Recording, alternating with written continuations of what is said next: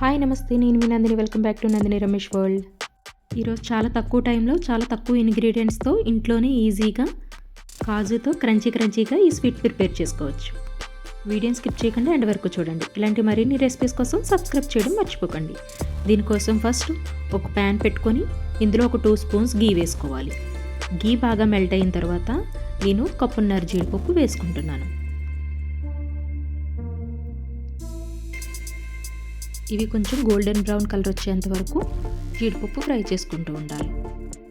చూడండి, జీడిపప్పు colour change అయింది కదా. ఇప్పుడు వీటిని తీసి ఒక ప్లేట్లో పెట్టుకోండి.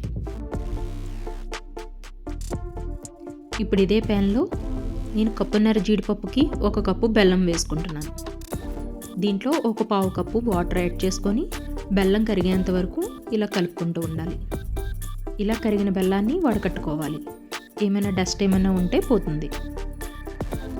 ఈ వడకట్టుకున్న బెల్లాన్ని ప్యాన్లో వేసుకుని పాకం వచ్చేంత వరకు కలుపుకుంటూ ఉండాలి. మధ్య మధ్యలో ఇది కొంచెం వాటర్లో వేసుకొని చూసుకుంటూ ఉండాలి.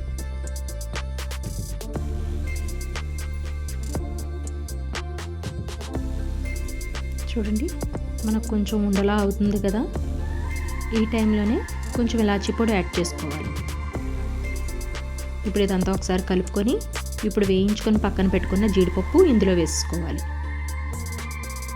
మంటను మీడియం ఫ్లేమ్లోనే ఉంచుకుంటూ ఇదంతా బాగా మిక్స్ చేసుకోవాలి.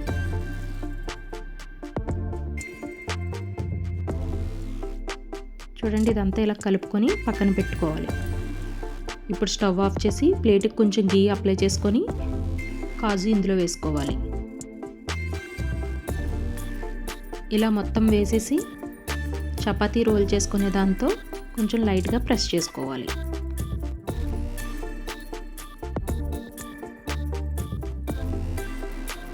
ఇది కొంచెం చల్లారేంత వరకు పక్కన పెట్టుకొని చల్లారిన తర్వాత ఇలా బ్రేక్ చేసుకోవాలి.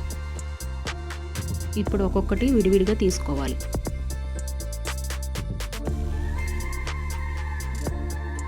ఇంట్లో స్వీట్ తినాలనిపించినప్పుడు కాజుతో ఇలా క్రంచీగా స్వీట్ ప్రిపేర్ చేసుకోండి.